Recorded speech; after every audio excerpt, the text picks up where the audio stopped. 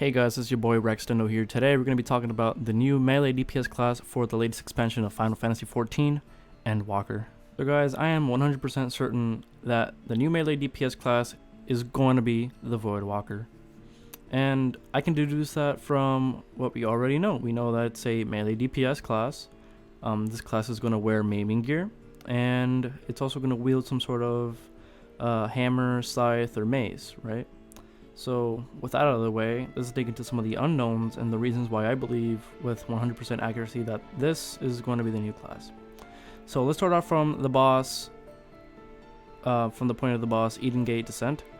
This boss is Gaia before we knew she was Gaia. She's also wearing armor similar to that of what a Dragoon would wear, and her sword in this fight also seems to have the function of a mace at closer range due to the two edged blades forged into the main blade.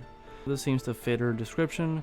We have the armor, we have, the sword slash mace, and from there we can now keep digging a little bit further and talk about some of the lore that kind of backs this up. Lore wise, it would make sense to see us learn from Gaia about her class, since at this point there hasn't really been a hammer slash mace wielding class.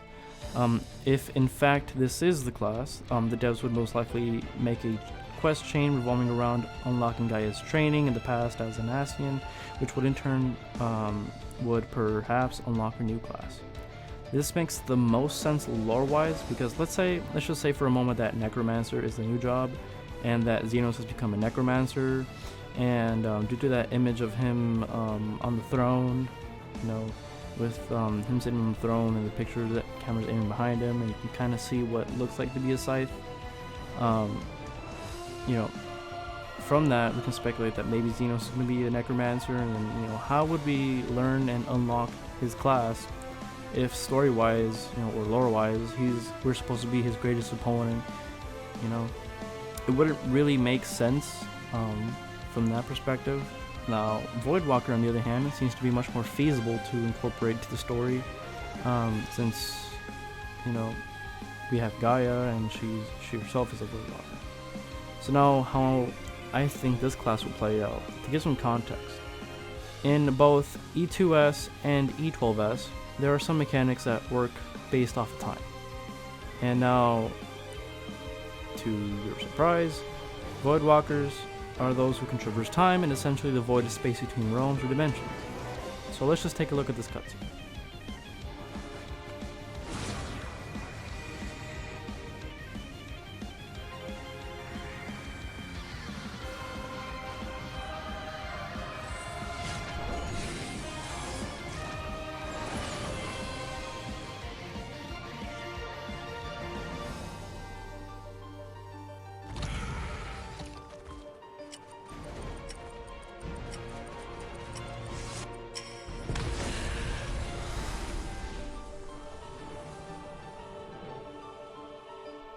Essentially, what I think we're going to be getting is a hammer-wielding melee version of Time Mage.